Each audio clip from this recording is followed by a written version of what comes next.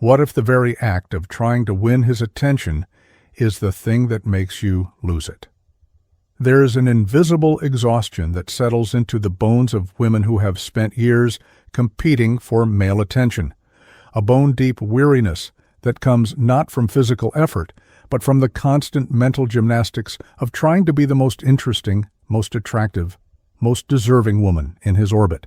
This exhaustion isn't just tiredness. It's the slow erosion of your authentic self in service of becoming whatever you think he wants. Carl Jung understood that when we live in constant comparison with others, we're not actually living our own lives. We're performing a version of ourselves designed to win approval. He called this the persona, the mask we wear to meet external expectations. For many women, romantic relationships become the ultimate stage for this performance, where every text message, every outfit choice, every social media post becomes calculated to capture and maintain his interest. The psychological toll of this constant competition is profound. Your nervous system remains in a state of hypervigilance, always scanning for threats. Other women who might be prettier, funnier, more successful. Your self-worth becomes tethered to external validation, rising and falling with his attention like a boat on turbulent water. You find yourself analyzing every interaction. Did he respond quickly enough? Was his tone warm enough? Did he look at her longer than he looked at me? This anxiety corrodes what Jung called your feminine essence, not in any traditional sense, but in the sense of your natural capacity for intuition, creativity, and authentic self-expression.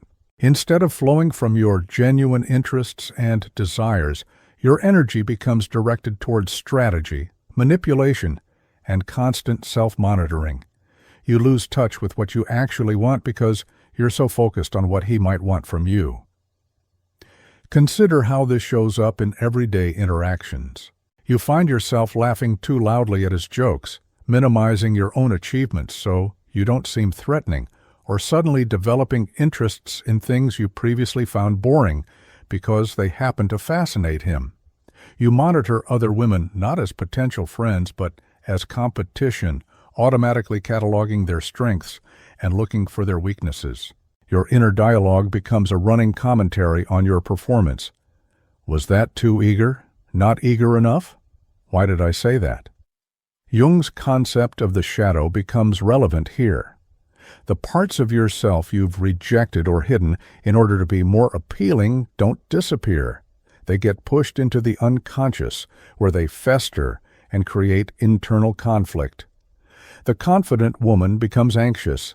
The independent woman becomes clingy. The intelligent woman plays dumb. Each time you betray your authentic nature to win his attention, you fragment a little more. The cruelest irony is that this very effort to be chosen often ensures that you won't be. There's something about the energy of trying too hard that repels rather than attracts. Men can sense desperation even when it's disguised as confidence, neediness, even when it's packaged as playfulness. The anxiety you feel about not being enough gets transmitted through everything, your body language, your conversation, your very presence. Think about the women who have effortlessly commanded attention throughout history. They weren't the ones trying the hardest or competing most obviously. They were the ones who seemed complete in themselves, who had something interesting going on that had nothing to do with male approval. Their magnetism came not from their willingness to compete, but from their apparent lack of need to do so. This isn't about playing games or being manipulative. It's about recognizing that when your entire emotional well-being depends on winning one person's attention, you've already lost something far more valuable, your connection to yourself. You've turned yourself into a product competing in a marketplace rather than a whole person deserving of genuine love and respect. The path forward begins with a radical shift in perspective. What if you stopped trying to be the woman he chooses and started being the woman you respect?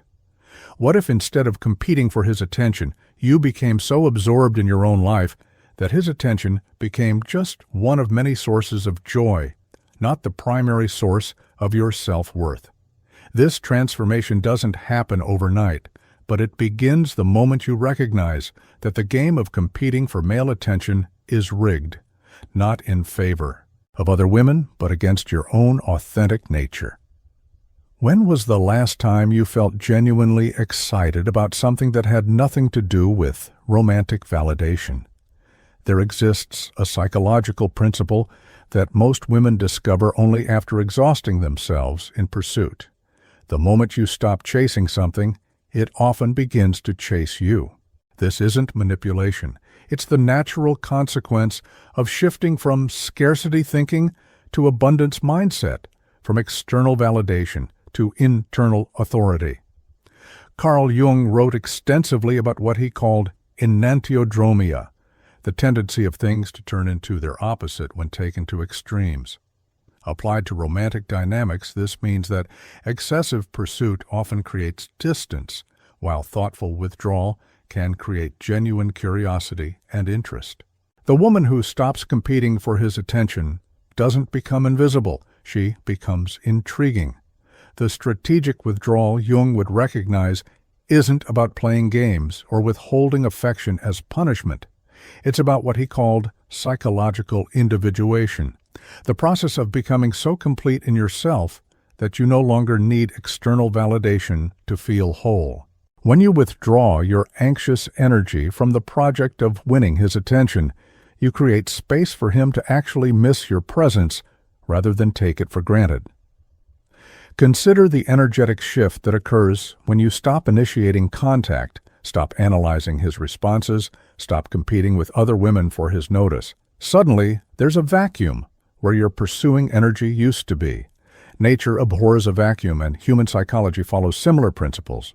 The attention you were desperately seeking often begins to flow toward you naturally when you're no longer grasping for it. This paradox reveals something profound about masculine psychology that Jung understood well.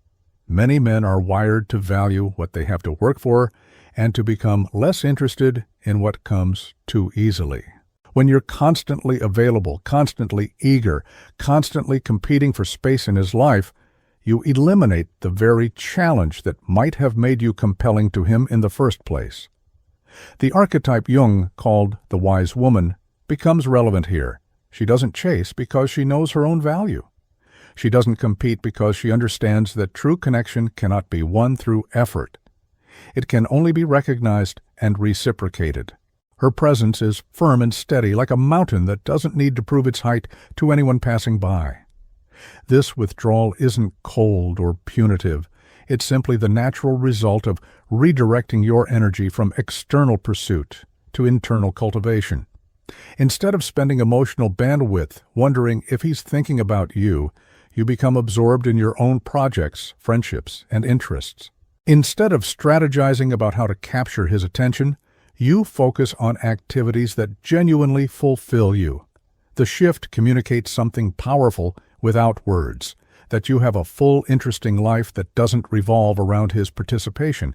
This is magnetic because it suggests depth, independence, and self-respect, qualities that are increasingly rare in our attention-desperate culture.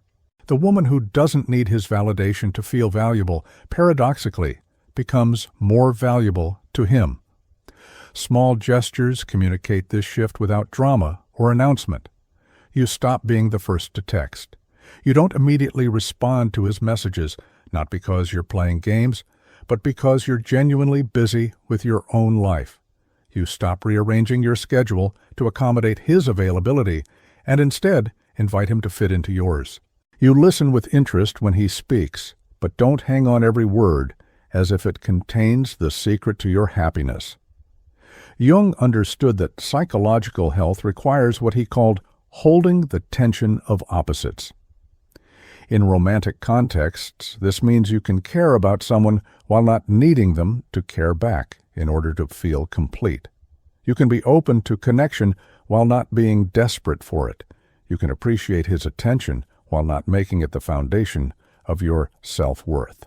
The men who respond positively to this withdrawal are revealing something important about their own psychological maturity. They're demonstrating that they can appreciate independence rather than feeling threatened by it, that they prefer genuine connection over anxious pursuit. Conversely, the men who become angry or manipulative when you stop competing for their attention are showing you exactly why withdrawing was the right choice. This strategic withdrawal creates what psychologists call intermittent reinforcement, one of the most powerful psychological principles for maintaining long-term interest. When your attention becomes less predictable and more earned, it becomes more valuable. When your presence in his life shifts from guaranteed to optional, he begins to consider what he might be losing rather than taking what he has for granted. The liberation comes when you realize that you don't need to win his attention because you already have something more valuable, your own respect. You don't need to compete with other women because you're not in competition at all. You're in a category of your own, defined by your willingness to walk away from anything that doesn't genuinely appreciate what you offer. This isn't about becoming unavailable or playing hard to get. It's about becoming so available to your own life that others have to earn access to it. What would change if you trusted that the right person would pursue connection with you rather than requiring you to chase it? The most profound transformation in a woman's life often occurs not when she gains something, but when she stops losing herself in the endless pursuit of external validation. The moment you withdraw your scattered attention from his responses, his moods, his interest level, and redirect that same powerful energy toward your own life, something alchemical happens. You begin to remember who you were before you became obsessed with who he wanted you to be. Carl Jung understood this process as essential to what he called individuation, the journey toward psychological wholeness. He believed that we cannot truly connect with others until we have first connected with ourselves, cannot love authentically until we have developed a genuine relationship with our own soul. The woman who stops competing for male attention and begins investing in her own development isn't being selfish. She's doing the psychological work necessary for healthy relationships. Think about the energy you've been pouring into analyzing his texts, decoding his behavior, comparing yourself to other women in his orbit, and strategizing your next move to capture his interest. This isn't small energy. It's the same creative force that could be building a business, deepening friendships, developing talents, or pursuing passions that have been neglected while you focused on winning his approval. When you redirect this energy inward, several things happen simultaneously. First, you begin to develop what Jung called psychological substance, the depth that comes from genuine self-knowledge and authentic self-expression. Instead of being a reactive presence in his life, constantly adjusting yourself to his responses, you become a creative force in your own life, generating ideas, projects, and experiences that reflect your true interests and values. This internal focus creates what psychologists call self-reinforcing behavior patterns. Instead of your mood depending on his attention level, your emotional state becomes tied to your own accomplishments, growth, and self-care. You start feeling good because you completed a challenging workout, had a meaningful conversation with a friend, made progress on a personal goal, or simply spent time in activities that nourish your soul. The magnetism that emerges from this shift is not manufactured. It's the natural byproduct of a woman who has become interesting to herself. When you're genuinely excited about your own life, that excitement becomes palpable to others. When you're invested in your own growth, that investment energy radiates outward. When you're fulfilled by your own choices, that fulfillment makes you attractive in a way that desperate pursuit never could. Jung wrote extensively about the power of what he called active imagination, the ability to engage creatively with your inner world. Women who stop competing for male attention often rediscover long-dormant creative impulses. They return to art, writing, music, or crafts they abandoned. They enroll in classes, plan adventures, or start projects that have nothing to do with romantic relationships. This creative energy, once scattered across anxious relationship dynamics, becomes concentrated and powerful. The social transformation is equally significant. When you're not constantly preoccupied with one man's attention, you become more available for deep friendships with other women. You stop seeing every female as potential competition and start recognizing them as sources of support, wisdom, and joy. These friendships, nourished by your renewed attention, begin to provide emotional fulfillment that was previously outsourced to romantic relationships. Your relationship with solitude changes profoundly as well. Instead of alone time feeling like evidence that you're unwanted, it becomes precious space for self-reflection, creativity, and restoration. You begin to protect this time rather than sacrifice it whenever he becomes available. You start choosing activities based on your own interests rather than their potential to impress him. This internal focus also develops what Jung called psychological discrimination, the ability to distinguish between what belongs to you and what belongs to others. You stop taking responsibility for his emotional reactions and start taking full responsibility for your own emotional state. You stop trying to manage his interest level and start managing your own energy and attention. The paradox is that this apparent selfishness actually makes you a better partner when genuine connection does occur. The woman who has learned to fulfill herself emotionally brings wholeness rather than neediness to relationships. She offers her presence as a gift rather than a desperate attempt to fill her own voids. She can appreciate connection without clinging to it, enjoy attention without becoming addicted to it. Perhaps most importantly, when you invest in your own life with the same intensity you once invested in pursuing his attention, you develop what Jung called psychological sovereignty, the ability to govern your own inner kingdom. You become the primary source of validation, entertainment, and emotional fulfillment in your own life, which means you can engage with others from strength rather than from deficit. This transformation doesn't happen overnight, but it begins the moment you ask yourself a different question. Instead of, "How can I get his attention?" you start asking, "What would make my life meaningful and fulfilling regardless of his participation?" What would you create if you invested in yourself with the same passion you've been investing in winning someone else's approval? When a woman stops competing for male attention, she inadvertently creates one of the most effective psychological filters in existence, a clear dividing line that separates men who can handle feminine autonomy from those who cannot.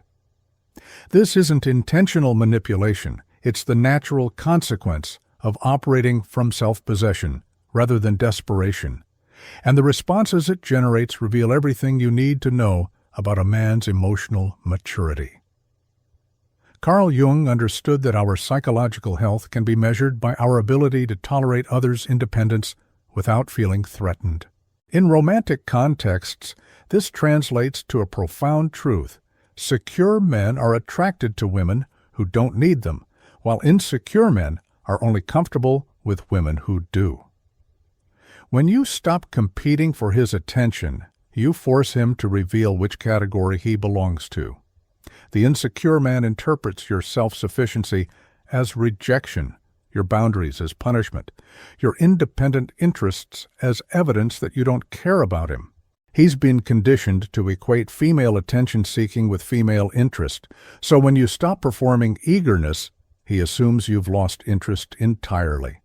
His response is often to become demanding, sulky, or manipulative, trying to pull you back into the anxious pursuit that made him feel secure about his desirability. This man needs constant reassurance that he's chosen, preferred, prioritized above all other options in your life. Your willingness to compete for his attention was never about his value, it was about his insecurity.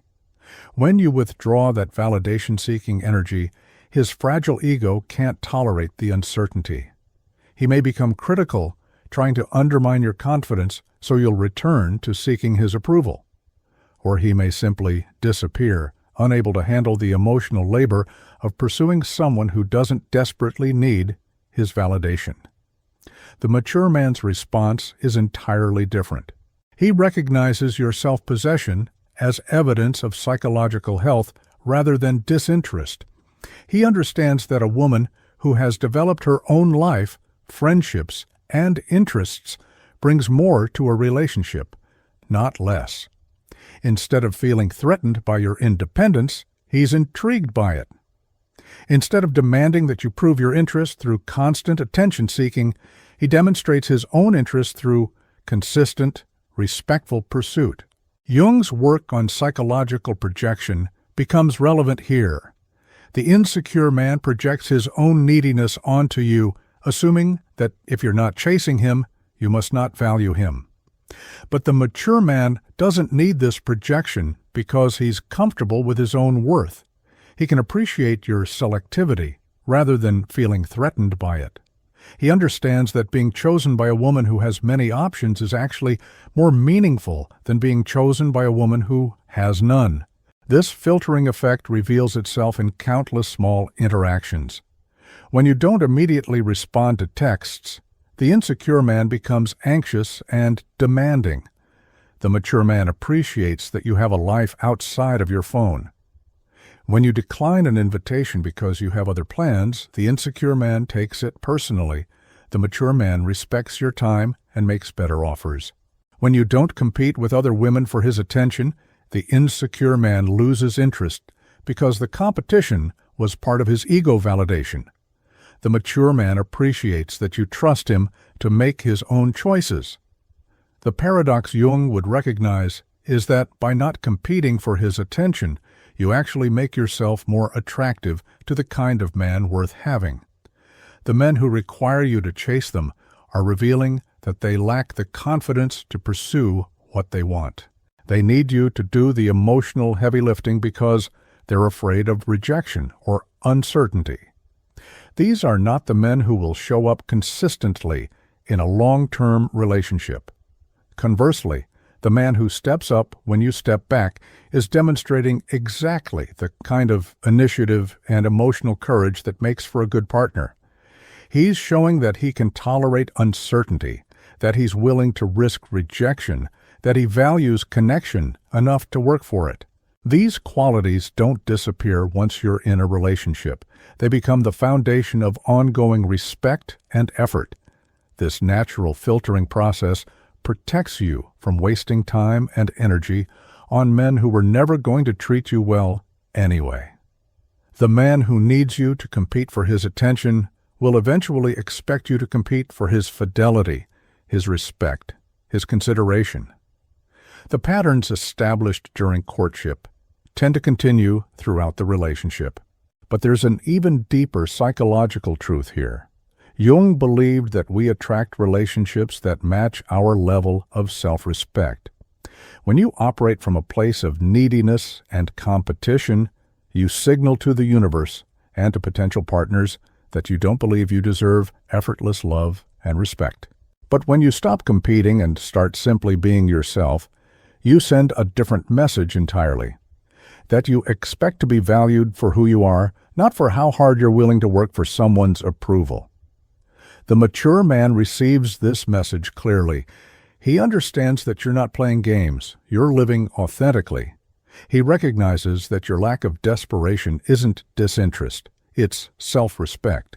And he responds accordingly with the kind of genuine interest that doesn't require you to perform or compete to maintain it.